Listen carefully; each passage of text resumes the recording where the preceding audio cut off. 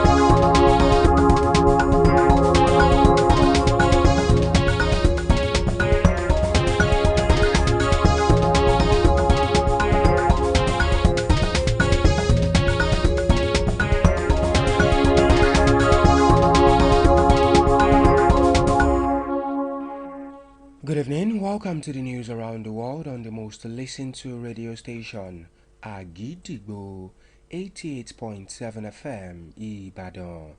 I am Bowale Akinbode. First, the headlines. Federal government unveils ECOWAS biometric card to curb cross-border crimes. Security agencies in southwest Nigeria pledge robust YOTAD safety. Trump administration will re-examine green card holders from 19 countries. Pope Leo meets Middle East Christian leaders, condemns religious violence. Slot vows Liverpool will fight on amid storied form. Now the details.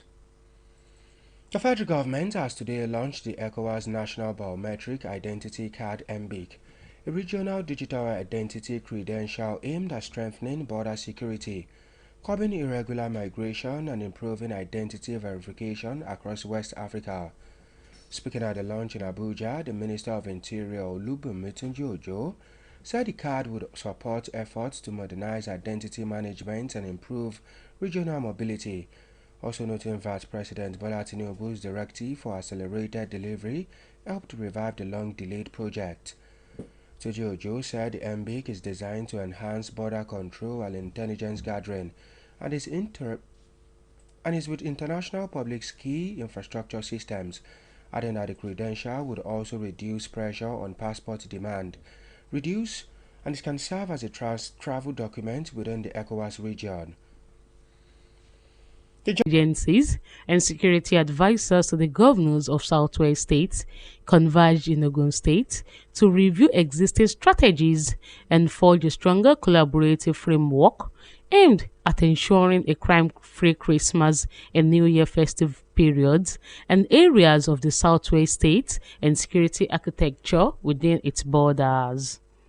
The high-level meeting held today at McPherson University saw special advisors on security to the governors appraise the operational gaps and strategize on both safety in shared corridor communities. Briefing newsmen on the outcome of the Joint Technical Working Committee on Security closed-door meeting, the special advisor on security matters to the Oyo State Governor, Engineer Oluseyi Abiodun Makinde, CP Fatai Owoseyini retired, and the special advisor to the Ogun State Governor on security matters, AIG Olushola Sube retired, announced the expansion of Joint Security Task Force to include the Lagos and Osun, making the current session particularly significant, emphasizing the regional commitment to maximizing security for all.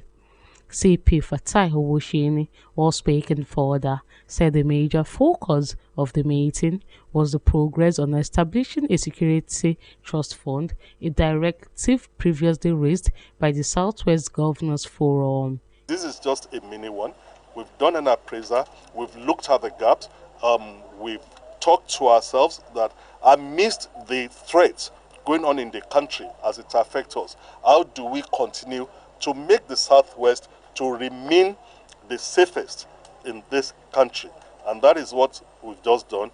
And uniquely as well, we are also going to do a kind of joint show of force along our shared roads, Lagos Ogun, Ibadan Express Road.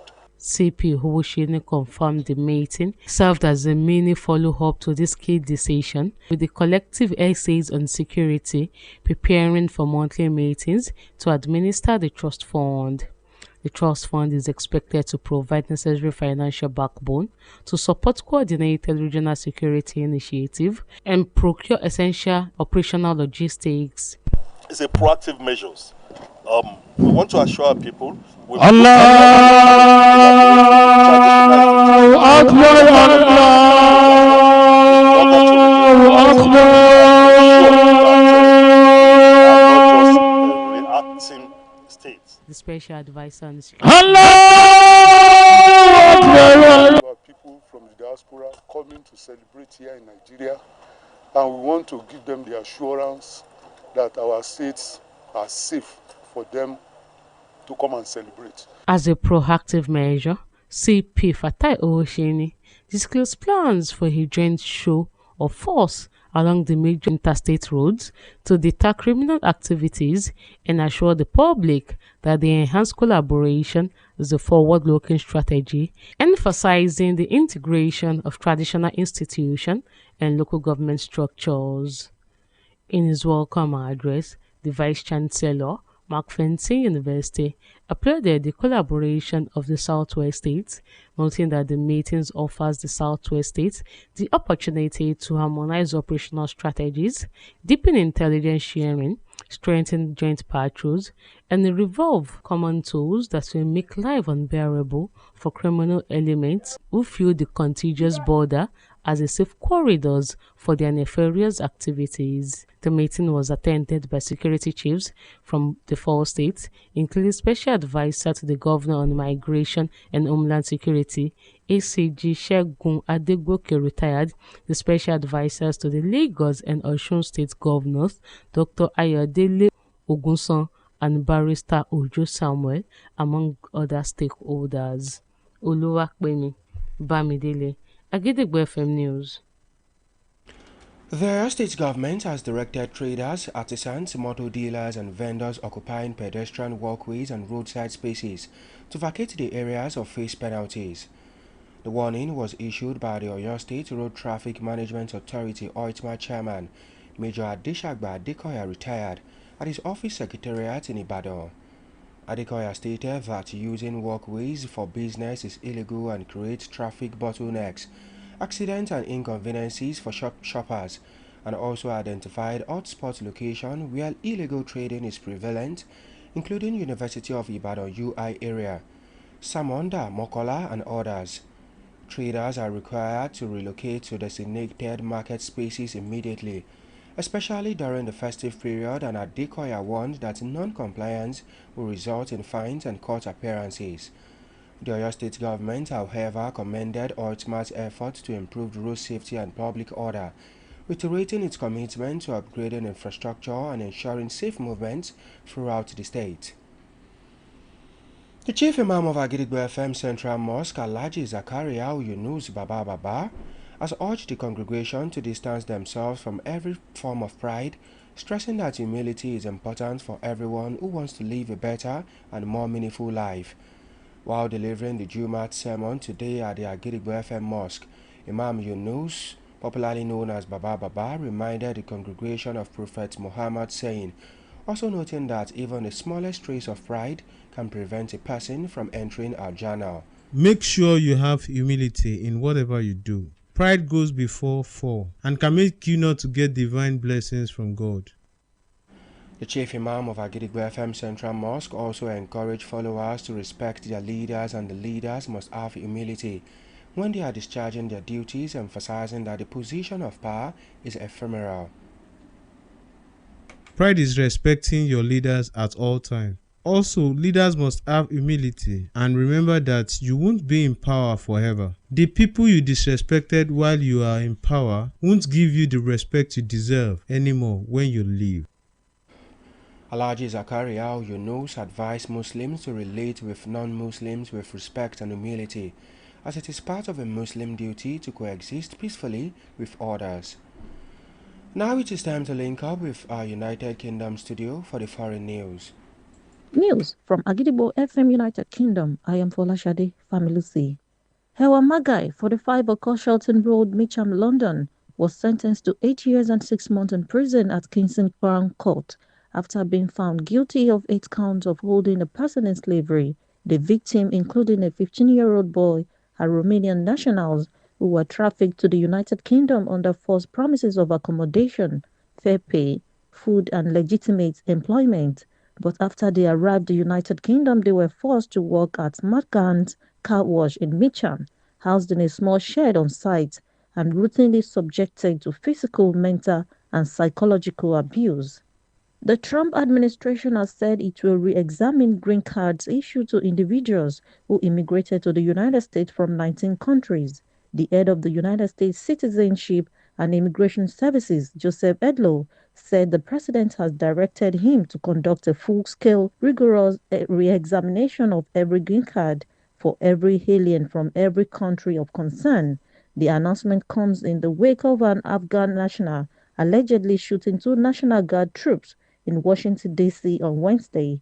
United States President Donald Trump said the shooting underlined a major national security threat. That's in the news from Agidigbo FM United Kingdom. I am Folashade Familusi. We shall also be moving to our Maryland studio, United States, for more foreign news. News from Kule Amzat Studio at Gidigbo FM, United States. I am Oluwatosi Soya. United Nations agencies on Friday appealed to Washington to continue allowing asylum seekers access to the country and to be given due process after President Donald Trump vowed to freeze migration from third world countries following an attack near the White House. The comments mark a further escalation of migration measures Trump has ordered since the shooting on Wednesday that investigators say was carried out by an Afghan national who entered the U.S. in 2021. Asked to respond to Trump's remark, United Nations Human Rights Office spokesperson Jeremy Lawrence told a press briefing that asylum seekers are entitled to protection under international law and that should be given due process. Pope Leo condemned violence in the name of religion on Friday at a landmark event with Christian leaders from across the Middle East urging them during his first overseas trip as leader of the Catholic Church to overcome centuries of hated divisions. At a celebration of the 1700th anniversary of a major church council with senior clerics from countries including Turkey, Egypt, Syria, and Israel, Leo called it a scandal that the world's 2.6 billion Christians were no more united. Leo said the whole of humanity, afflicted by violence and conflict, is crying out for reconciliation and must strongly reject the use of religion for justifying war, violence, or any form of fundamentalism or fanatism. Friday's ceremony, at which the church leader prayed in English, Greek, and Arabic, and lit candles near the underwater ruins of a 4th century basilica, is the main reason for Leo's 4-day visit to predominantly Muslim Turkey. And that ends the news from Kule Amzak Studio at Gidigbo FM, United States. I am Oluwatosin Soya. Welcome back once again, now to the exciting world of sport. Arne Slot has vowed that Liverpool will fight on as they look to end their torrid run of form when they face West Ham on Sunday. Liverpool have now lost 9 of their last 12 matches, with a humbling 4-1 loss to PSV in the Champions League on Wednesday, piling more misery on the reigning Premier League champions. While the pressure is on Slot, reports suggest that Liverpool's hierarchy are planning to stick with him despite their recent run. Meanwhile, Thomas Frank, who has also come under scrutiny for Tottenham's recent performance, backed Slot to turn Liverpool's fortunes. And Slot and Liverpool will hope to return to winning ways when they play away to West Ham United come 3 p.m. on Sunday. To wrap up the news this evening, here is a recap of the headlines. Federal government unveils ECOWAS biometric card to curb cross-border crimes. Security agencies in southwest Nigeria pledge robust youth safety. Trump administration will re-examine green card holders from 19 countries. Pope Leo meets Middle East Christian leaders, condemns religious violence. Slot vows Liverpool will fight on amidst torrid form. And before we go this evening, here is a quick tip. You cannot control the behavior of others, but you can always choose how you respond to it. Finally, we have come to the end of the news around the world on the most listened to radio station, Agidigbo 88.7 FM, Ibadan. I am Bowale Akinbode. Thank you for listening. Good evening. News is information, and information is power. At Agidigbo 88.7 FM, we bring the news from top to bottom. The Oyo State government has said the over 1.5 million out of school children. We give you reports from Oyo State. The Oyo State House of Assembly has called for thorough investigation. The Southwest in Nigeria and the rest of the world. Has clarified that the body did not receive any cash support from international development. Trust us to keep you informed every hour, every day. Agidigbo 88.7 FM, the people's voice. Agidigbo 88.7 FM. Ó ti ń wáyé kò ì wáyé rí, ó ti ń ṣẹlẹ̀ kò ṣẹlẹ̀ rí. Àkọ́kọ́ ọrú ẹ̀ nílẹ̀ Ìbàdàn, ilé-iṣẹ́ rédíò àkọ́kọ́ tó ń ṣiṣẹ́ fún wákàtí 24 gbáko lónírúurú ètò àti ìròyìn tó gbámúṣe lójoojúmọ́ láti jẹ́ kẹ́ ẹ jẹ̀gbádùn ìgbóhùnsáfẹ́fẹ́ àṣetán láti máa dùn yẹn nínú. Àgídìgbò 88.7 FM, ohùn aráàlú.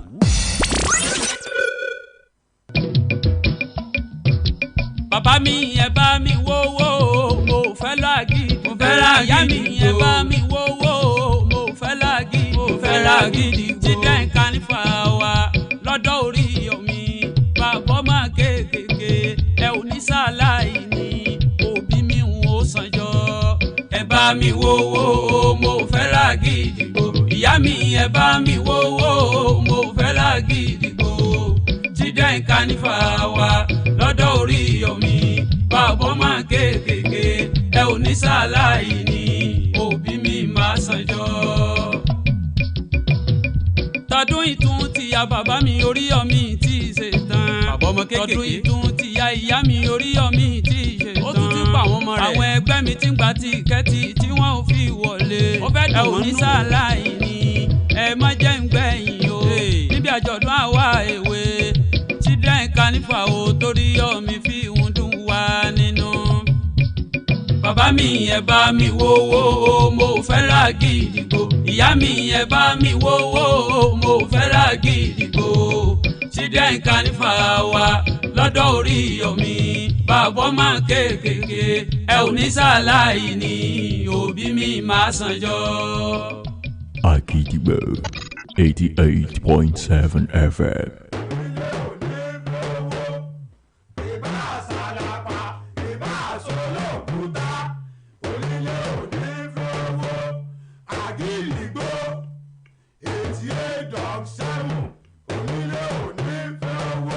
jẹ́jẹ́ ńlá gbọ̀ọ́sùn òrìṣà oko ìyá kò gìrìgbà èèyàn tí ó gbà Ṣàngó tìgbó tìjù ni ó mọ̀ ìròyìn tó gbà lẹ́pọ̀kọ tí ò lẹ́jà ń bá kàn nínú iléeṣẹ́ rédíò Àgídìgbò lẹ́ ó ti gbọ́ kárí àgbáyé ni wọ́n ń gbọ́ wá tilé toko làágbèjò.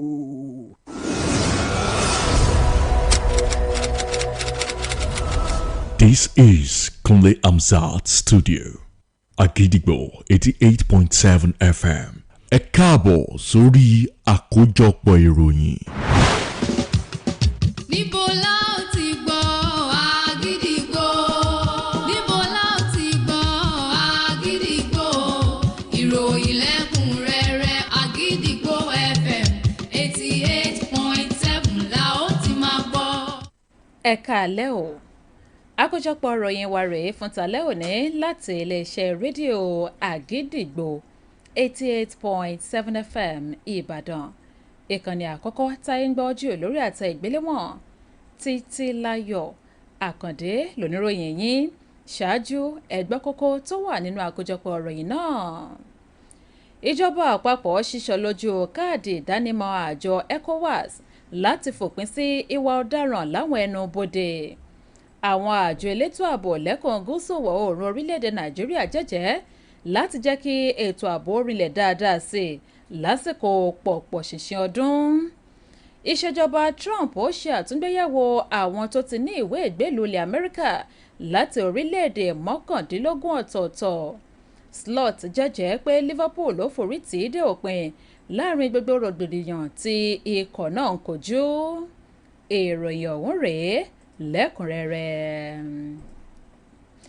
Ìjọba àpapọ̀ orílẹ̀-èdè yìí ti ṣèfilọ́lẹ̀ káàdì ìdánimọ̀ àpapọ̀ àjọ ECOWAS (MBIC), ètò ìdánimọ̀ ẹlẹ́kùnjẹkùn tó wà láti jẹ́ kí ètò ààbò láwọn ẹnubodè kó túbọ̀ gba agbára sí i láti mú òpin dé bá ìwọléwọ̀de tí ò ṣe déédé tóun ti láti mú àgbélárugẹ bá àyẹ̀wò ìdánimọ̀ káàkiri ẹkùn ìwọ̀ oòrùn ilẹ̀ adúláwọ̀.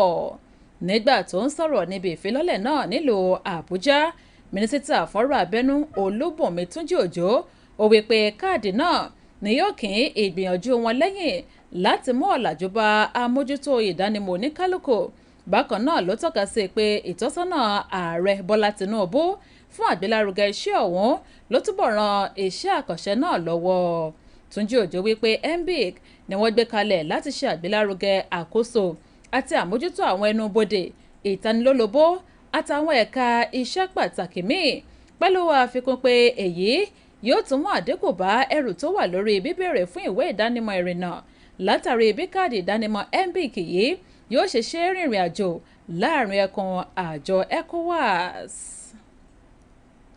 Ìjọba ìpínlẹ̀ Ọ̀yọ́ ti pàṣẹ fún àwọn òǹtajà, àwọn oníṣẹ́ ọwọ́, àwọn tó ń ta ọkọ̀ àtàwọn oníṣòwò lápapọ̀ tí wọ́n ti gba àwọn ojú ọ̀nà tó yẹ kí àwọn ẹlẹ́sẹ̀ ó máa rìn kan láti di gbádìí agbọ̀n wọn kúrò láwọn agbègbè náà tàbí kí wọ́n ṣetán láti fojú winá òfin. Ìkìlọ̀ náà wáyé látọ̀dọ̀ alága àjọ tó ń ṣe àmójútó súnkẹrẹ-gbàkẹrẹ ọkọ̀ lójú pópó nípínlẹ̀ Ọ̀yọ́, Oitima, ọ̀gágun fẹ̀yìntì Adéṣàgbà Adékọ̀yà lọ́fíìsì rẹ̀ nílùú Ìbàdàn. Adékọ̀yà ṣàlàyé wípé lílo àwọn ojú ọ̀nà ẹlẹ́sẹ̀ fún iṣẹ́ àti okòòwò ní ò bá ojú mu, bẹ́ẹ̀ ló máa ń jẹ́ kí àwọn ojú ọ̀nà ò dí gágá, ó máa ń ṣokùnfà ìjàmbá tó sì máa ń kó ìnira bá àwọn tó ní ṣọ́ọ̀bù tajà.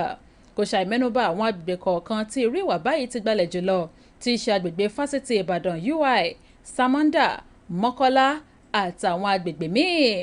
Àwọn ìtajà náà ni wọ́n ti ní kí wọ́n kó ọjà wọn lọ sáwọn àyè tí ìjọba ti pèsè sílẹ̀ fún ọjà títà, pàápàá jùlọ lásìkò pọ̀pọ̀ ṣìnṣìn ọdún. Adékọ̀yà kò ṣàìlágo ìkìlọ̀ pé títàpá sófin náà ni yóò yọrí sí sísanwó ìtanràn àti mímú ojú wọn bá ilé ẹjọ́. Ìjọba ìpínlẹ̀ Ọ̀yọ́ ẹ̀wẹ̀ ni wọ́n ti wá gbóríyìn fún àjọ Oitima fún iṣẹ́ takuntakun àti ìgbìyànjú wọn láti fìdí ààbò tó péye múlẹ̀ lójú pópó àti nílùú. Bákan náà ni wọ́n ṣe àtẹnumọ́ ẹ̀jẹ́ láti ṣe àgbélárugẹ àwọn ohun amáyédẹrùn káàkiri ìpínlẹ̀ Ọ̀yọ́. Adáríjọpọ̀ àwọn èèkàn lẹ́ka ètò ààbò ní ìpínlẹ̀ Ọ̀yọ́, ìpínlẹ̀ Ògùn, ìpínlẹ̀ Èkó àti ìpínlẹ̀ Ọ̀ṣun ni wọ́n ti ṣe àtúnfimúlẹ̀ ẹ̀jẹ́ wọn láti jẹ́ kí ètò ààbò péye fún àwọn olùgbé àtàwọn òǹrìnnà lójú pópó, pàápàá jùlọ láwọn ẹnu ààlàlú àtàwọn ojú òpópónà márosẹ̀ lásìkò àtìlẹ́yìn pọ̀pọ̀ ṣìnṣìn ọdún. Ìgbìmọ̀ náà sọ̀rọ̀ ìdánilójú yìí lásìkò tí wọ́n bá àwọn oníròyìn sọ̀rọ̀ lórí àbájáde ìpàdé àpapọ̀ àwọn èèkàn lẹ́ka ètò ààbò, ìpàdé ọlọ́dọọdún tó jẹ́ ẹlẹ́ẹ̀karùn-ún ẹ̀ tó wáyé lọ́gbà fásitì McPherson ní Sẹ́ríkì Ṣótáyọ̀ lójú ọ̀nà márosẹ̀ Èkó sí Ìbàdàn nípínlẹ̀ Ògùn.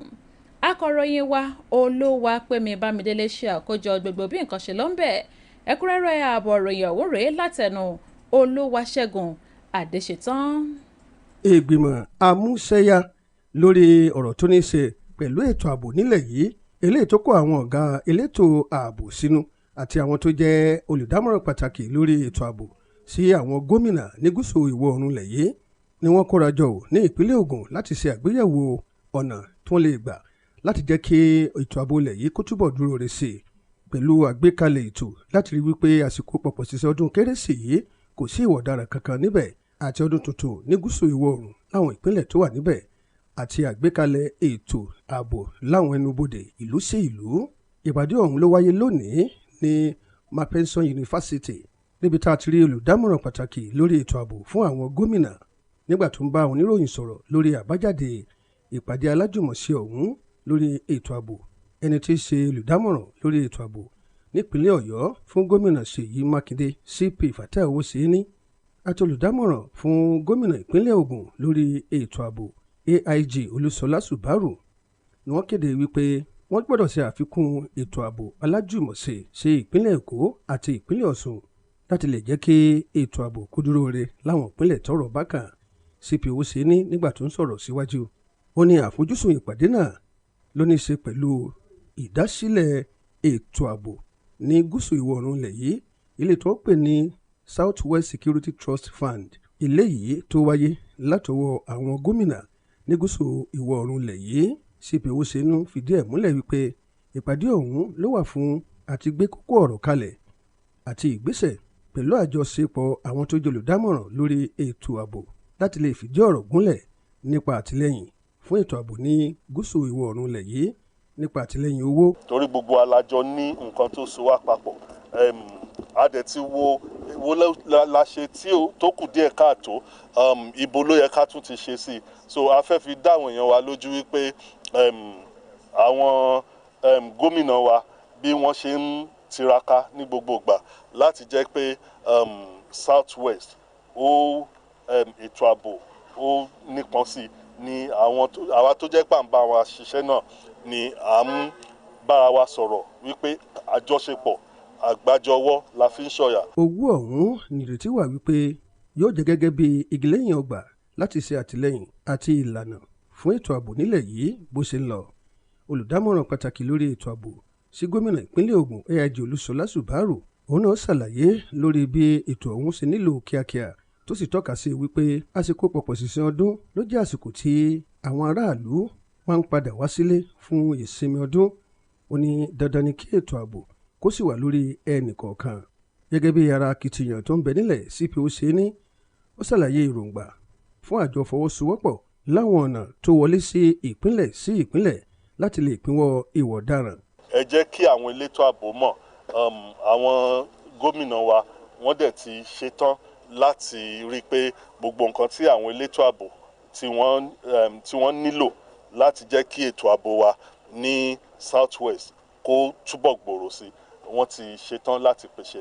Nínú ọ̀rọ̀ kíni káàbọ̀ rẹ̀, ẹni tí í ṣe gíwá ilé ẹ̀kọ́ fásitì Macpherson yìí ló gbóyìn fún àfọwọ́sowọ́pọ̀ àwọn ìpínlẹ̀ tó ń bẹ ní gúúsù ìwọ̀ oòrùn ilẹ̀ yìí tó sì tọ́ka sí wípé ìpàdé náà ló fún àwọn ìpínlẹ̀ tí ọ̀rọ̀ kàn láǹfààní láti lè jẹ́ kí ètò ààbò àti iṣẹ́ ọ̀tẹlẹ̀múyẹ́ kó lè lọ dáadáa àti pé àgbékalẹ̀ ìlànà òfin eléyìí tó pínwọ́ ìwà ọ̀daràn láwọn ibi tí àwọn oníwà oníṣẹ́ ibi tó máa ń fara pamọ́ sí. Níbi ìpàdé ọ̀hún láti rí àwọn ọ̀gá elétò ààbò láti ìpínlẹ̀ 4 tó fi mọ́ olùdámọ̀ràn pàtàkì sí gómìnà ìpínlẹ̀ Ọ̀yọ́ lórí ìwọléjáde àti ìrìnàjò nínú ilé ACG Ṣẹ́gun Adégòkè tó ti fẹ̀yìntì, olùdámọ̀ràn pàtàkì fún gómìnà ìpínlẹ̀ Èkó àti ìpínlẹ̀ Ọ̀ṣun ọ̀mọ̀wé Ayọ̀délé Ògúnsàn àti amòfin Òjó Samuel àtàwọn míì tọ́rọ̀ tún kàn tó wà níbi ìpàdé ọ̀hún. Olúwaṣẹ́gun Adésítán ló ń jábọ̀ ròyìn fún iléeṣẹ́ rédíò Àgídìgbò. Ìmáàmù àgbà mọ́ṣáláṣí ńlá iléeṣẹ́ rédíò Àgídìgbò FM Alhaji Zakariyau Yunus bàbá ló ti rọ ìjọ mùsùlùmí lápapọ̀ láti rìn jìnnà sí gbogbo nǹkan tó bá ti rọ̀ mọ́ ẹ̀mí ìgbéraga, pẹ̀lú àlàyé pé ìwà ìrẹ̀lẹ̀ ló ṣe pàtàkì fún ẹnikẹ́ni tó bá fẹ́ gbé ìgbé ayé gidi tó nítumọ̀. Lásìkò wáàsí ìrun Jímọ̀ tòní ní mọ́ṣáláṣí ńlá iléeṣẹ́ rédíò Àgídìgbò FM, Imam Yunus ó rán àwọn èèyàn létí ọ̀rọ̀ Ànábì Muhammad tó tọ́ka sí pé ẹ̀mí ìgbéraga tó kéré jùlọ ó lè dènà wíwọ àlùjánnà. Ọ̀rọ̀ Ọlọ́run ni o, Ọlọ́run kórìíra onígbéraga púpọ̀, kódà èyí tí Ọlọ́run fi onígbéraga sínú Al-Qur'an ààyè ìyàtọ̀ lágbára rẹ̀. Ọlọ́run sọ fún wa nínú Al-Qur'an tó fi ròyìn ara rẹ̀ pé òun nìkan lòun tó láti máa fọwọ́ gbáyà mọ́tòmọ́tò, ló fi ń ròyìn pé gbogbo mo lè ṣe òun Ọlọ́run nìkan ní ń bẹ fún gbogbo ẹ̀dá tó bá ń ṣe irú èyí ká jìnnà sí. Imam mọ́ṣáláṣí ńlá Àgídìgbò ló tún gba àwọn ọmọlẹ́yìn níyànjú láti bọ̀wọ̀ fún àwọn aṣáájú, bẹ́ẹ̀ ni àwọn aṣáájú náà gbọ́dọ̀ lẹ́mìí ìrẹ̀lẹ̀ bí wọ́n bá ń ṣe ojúṣe wọn, kó ṣàì tẹnumọ́ pé agbára máa ṣe lọ. nínú ìgbéraga Ànábì ní kò ní wà ní Jánnà, gbogbo wa pátá ẹ̀já sá fún ìgbéraga tó wọ́n á mú oore ní máa mú jìnnà sẹ́dá ni o bọ́ba rí pé ó ti wà ń pò lónìí, ó ti wà ní ipò àṣẹ, ó wà ní ipò olórí, ó wà nípa síwájú, tó o bá fi ìgbéraga kún rántí pé ipò yóò kú lọ́wọ́ rẹ̀ ńgbà kan o ntọ́ o bá fi báwọn èèyàn ṣe ni wọ́n fi fún ọ lọ́wọ́ ńgbà tó o bá síbẹ̀ mọ́. Alhaji Zakariya ló tún gba àwọn mùsùlùmí nímọ̀ràn láti fi ọ̀wọ̀ àti àpọ́nlé ṣe pẹ̀lú àwọn ẹlẹ́sìn míì látàrí pé ara ojúṣe mùsùlùmí ní láti gbé pọ̀ pẹ̀lú àwọn èèyàn míì lálàáfíà. Ní báyìí ẹ jẹ́ ká darapọ̀ mọ́ oníròyìn wa nílùú London lórílẹ̀‐èdè United Kingdom fún ìròyìn ilẹ̀ òkèèrè. Ìròyìn rèé láti Àgídìgbò studio ẹ̀ka ti United Kingdom. Fúnmilọ́lá Ọ̀dẹ́gbẹ̀sán loníròyìn yín.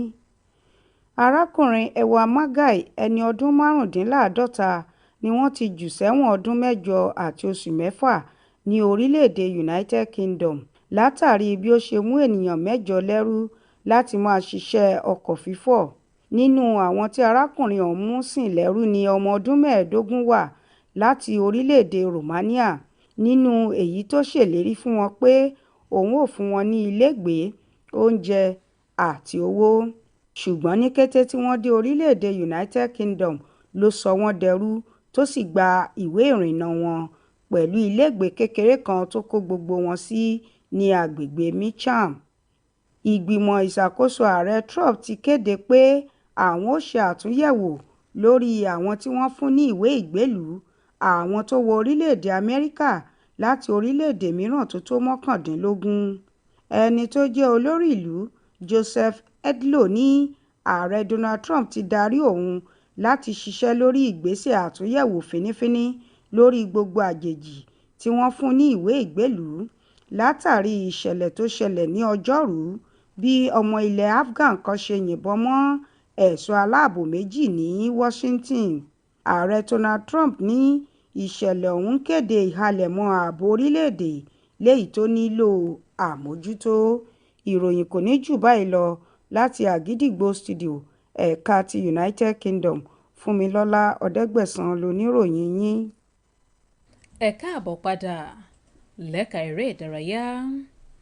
Olùkọ́ni ikọ̀ ẹgbẹ́ agbábọ́ọ̀lù Liverpool Ancelotti ló ti jẹ́jẹ́ wípé ikọ̀ Liverpool ò ní tẹ́tí níbi wọ́n ṣe ń fojú sọ́nà fún ìgbà tí wọ́n mọ̀ kojú West Ham lọ́jọ́ àìkú Sunday. Liverpool ti fìdí rẹmi lẹ́ẹ̀mẹsàn-án nínú ìfẹsẹ̀wọnsẹ̀ 12 pẹ̀lú bí wọ́n ṣe kojú ìjákulẹ̀ nígbà tí wọ́n kojú PSG pẹ̀lú àmì ayò 4-1 níbi ìdíje Champions League lọ́jọ́rú Wednesday, èyí tó tún kún ìdààmúdàbò tí wọ́n ń kojú níbi ìdíje Premier League. Nígbà tí ìfúngunmọ́pọ̀ lórí slot, ìròyìn fìdí rẹ̀ múlẹ̀ pé àwọn ògúnnágbòǹgbò ikọ̀ Liverpool ń gbèrò láti dúró tì í gbàngbàng pẹ̀lú ohun gbogbo tí wọ́n ń kojú.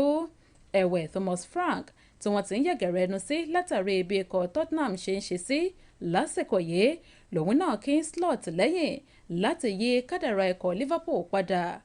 Ancelotti àti ikọ̀ Liverpool ní ìrètí wípé wọn ó gba ògo wọn padà nígbà tí wọ́n bá kojú ikọ̀ West Ham United láago 3 ọ̀sán lọ́jọ́ àìkú Sunday.